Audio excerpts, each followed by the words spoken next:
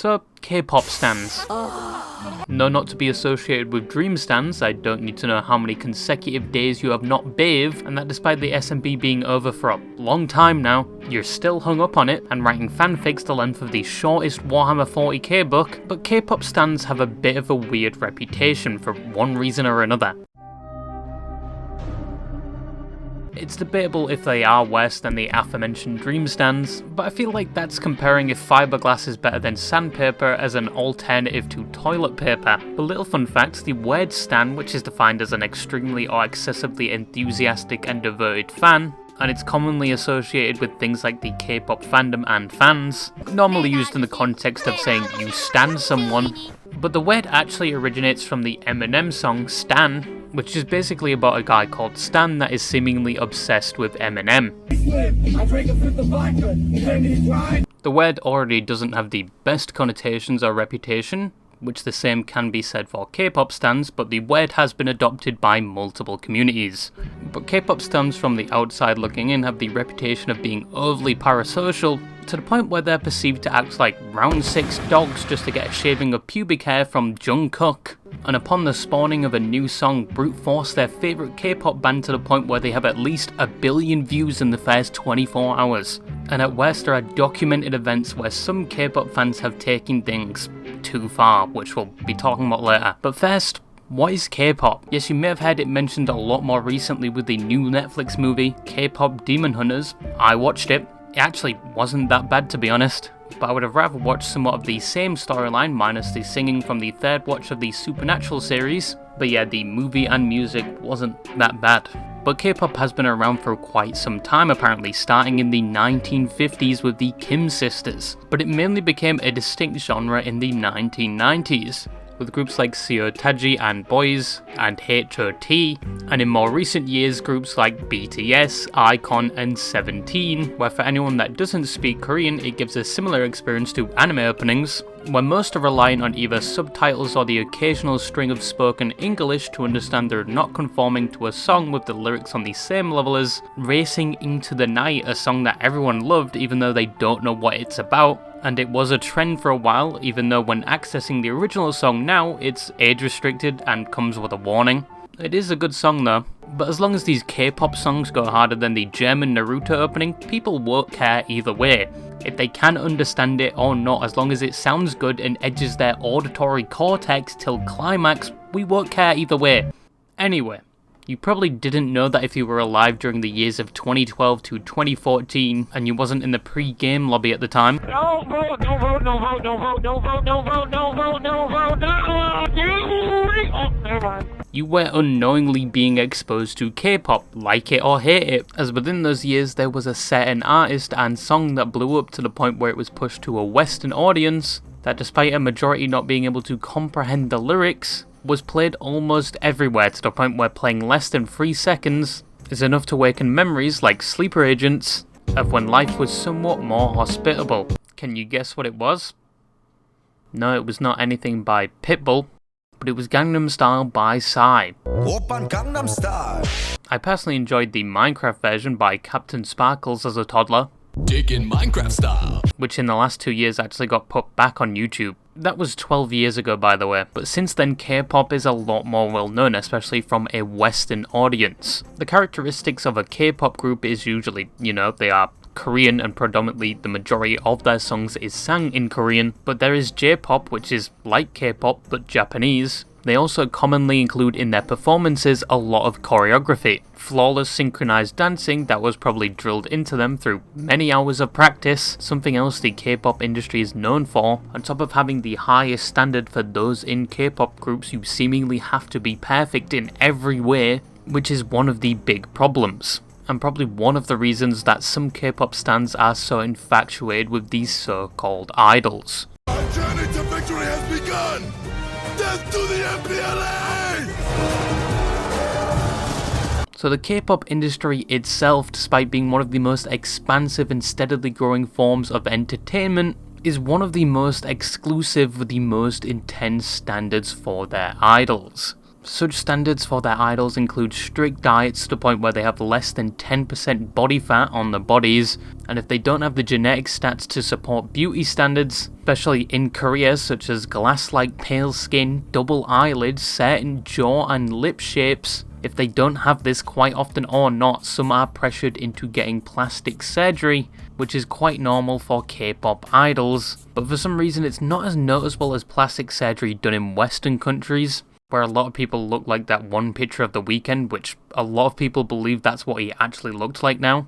However, these standards also affect their personal lives as well, or lack thereof, as a lot of these K-pop agencies prevent the idols from getting into personal relationships or just straight up ban them from dating, as they primarily want to maintain the false intimacy between the idols and their fans. Now that I'm saying that out loud, a lot of these K-pop idols are starting to sound like VTubers.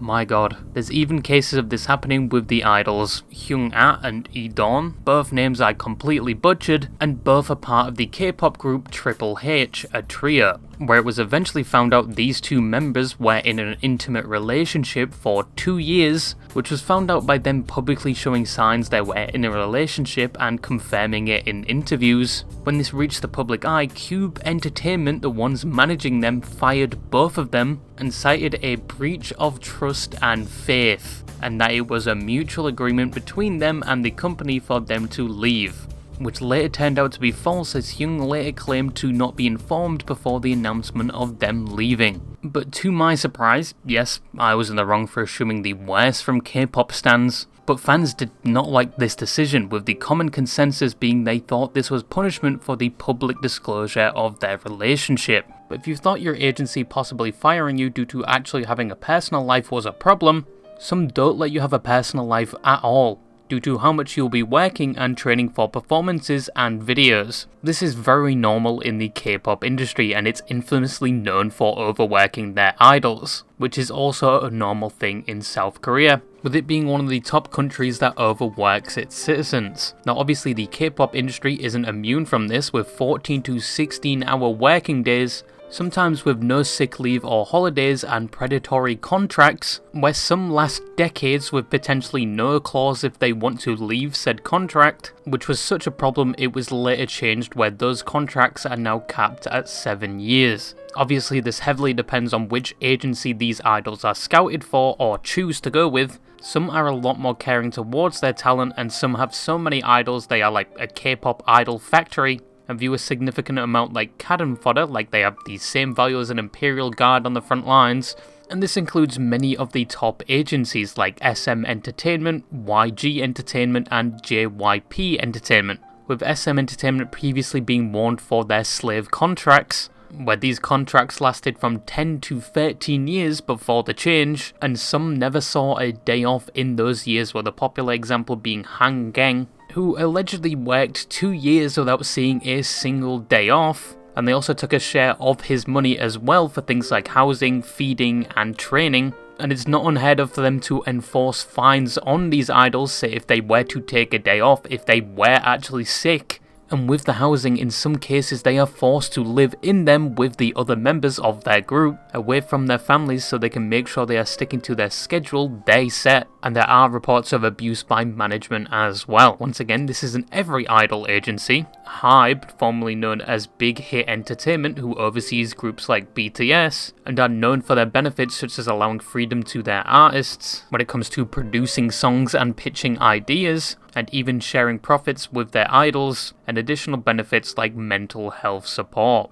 But not only do you have to be cautious about the agency you join, you also have to be cautious about the fans you cultivate. Ooh, thank you BTS for curing my HIV, cancer, blind, my big sad, and the gaping hole in my chest. A Shinigami cursed upon me. So one thing I find unique about K-pop is how influential the fans can be, especially when influencing decisions made by labels or agencies. In my personal opinion, it seems like many of these groups kind of bend to the will of their fans. Whilst most celebrities in Western countries just straight up tell their fans to f*** off, and they seem more in control of what they can say and do.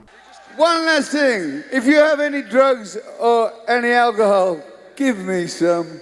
And to be honest, from hearing the many horror stories, K-pop fans scare me, more than any other fan of any franchise or genre, and that's even including Hazbin Hotel and even fucking Loud House. The one thing that stuck in the back of my mind and pushed me towards making this video was the interaction between K-pop fans and Too Mad, which I think was like 4 to 6 years ago, where he made a joke at the expense of BTS fans purposely to bait them, and he received death threats and I think even a cease and desist letter to his house, mass tweets and dislike bombs on his videos, which only worked in his favour because once again that was his goal and it didn't stop him. He made multiple videos on them after all of this happening, but this is relatively frequent behaviour for most die-hard K-pop fans, as you can quickly find yourself walking on eggshells, especially if you have a platform, and mention or remotely criticise a specific K-pop group or K-pop in general, but it doesn't just stop at their online presence. There was a case of a fan stealing a cardboard cutout of a K-pop idol, which people from the UK are probably going to resort to very soon, especially with the new anti-gooning law. No mannequin is going to be safe from a fresh coat of semen, or that one ad I see on Instagram Reels with a kangaroo, and people in the comments can't help but express their intentions with it. There was a story with a K-pop idol called Jae Jung that had a stalker break into their house and lay over him and kiss him whilst he was asleep. And you also have these stampedes that are created from some fans jumping barriers and security to then chase down their favourite idols just to simply have some form of contact with these idols they love so much. There are many other stories like this, some a lot worse than the ones I mentioned, but obviously not all K-pop fans are like this. I would know, because I have a confession to make. I'll be completely honest with you. I've been playing War Thunder despite how much I shit on it in the past, and since being forced to play it on stream, I haven't stopped. I've added more than 50 hours on my record since, and I wasn't wrong about it. I did have to swipe my debit card at one point just to progress, and learning the parts of tanks to hit was like learning where your own G-spot is. Oh, and I used to listen to BTS. Now wait, before my reputation is significantly affected, I admitted to this on stream before. This was a very long time ago during high school and was primarily due to an ulterior motive. Rap Monster was my favourite at the time and I only listened to 2 of their songs, which I think are still in my Spotify playlist to this day, which was DNA and Mic Drop. Didn't know any of the members' lore compared to the other fans that know the circumference of each one's ballsack. I never went to any of their concerts, so you really can't call me a fan or a member of the BTS ARMY, which is what they call their fans. Probably more of an avid listener, but their music is pretty good from what I remember. But I had to be honest and admit to my sins. But at least in my opinion, the main reason people hate K-pop and stans is primarily down to some of the actions of the fans that have created a stigma around the genre and comes less from the music itself. Specifically fans that take it too far or have an extreme parasocial relationship with some of these idols and will run 24/7 protection online for them or their favourite K-pop group. But whilst they protect their favourite idols, they also have the capacity to do the complete opposite. As said before, for some reason K-pop fans have an obscene level of influence, especially in groups. A good example is what happened with the case of Young Han, completely butchered that name, who had a picture of him kissing a woman before he was fully an idol and a trainee of sorts, leaked to his fans when he was an idol at the time, and the fans did not in fact like this despite the picture being from some time ago. He received a lot of backlash for this, from some fans saying how disappointed they were in him, to some creating their own memorials with funeral wreaths, and due to this he would take a hiatus from the group and post an apology. Some fans created a petition to get him back in, which got 300,000 signatures, but upon trying to return, the backlash also returned, and just 2 days later SM Entertainment reversed this decision, and he was no longer in the group, and even he thought this was a good decision due to the amount of harassment he was receiving and his other band members over something he did before he was even an official idol, and was just simply contact with a woman. After this, he would put his career on pause for a while before debuting on his own. But this is just an example of many that shows how much power these K-pop fans have, but they also have the power to do good as well. Sort of. Like what happened with Stray Kids in 2021. Whilst there was no public statement or evidence at the time, fans thought that the K-pop group were being overworked and started criticising the long schedules, lack of rest periods and lack of updates for the group, and they pushed for better conditions for them, which ended with one of the members saying they're fine and they're working on their own volition. Also, you've had groups like the aforementioned BTS ARMY raise millions in the name of the group for charities like UNICEF's Love Myself campaign. But fans have done some good and bad, but once again, it honestly amazes me how much influence these fans have in the first place. Backstreet Boys is still the best boy band in the world. I don't care what K-pop group exists. So K-pop stans and their reputation is somewhat of a mixed bag. Definitely from the outside online they have a negative reputation due to some events and the more extreme fans who are just a bit parasocial. And the K-pop industry itself doesn't have the best reputation over the years, and in some cases directly supports these types of relationships these fans have with these idols, sometimes even preventing them from having or discussing relationships and their own personal lives. I think K-pop is a genre of music that has some negative stigma around it, primarily due to the reputation of the fans, more than the music itself. But I think if you give it a chance and find a group you like, it's not that bad. But yeah, that's all I had to say, and bye bye.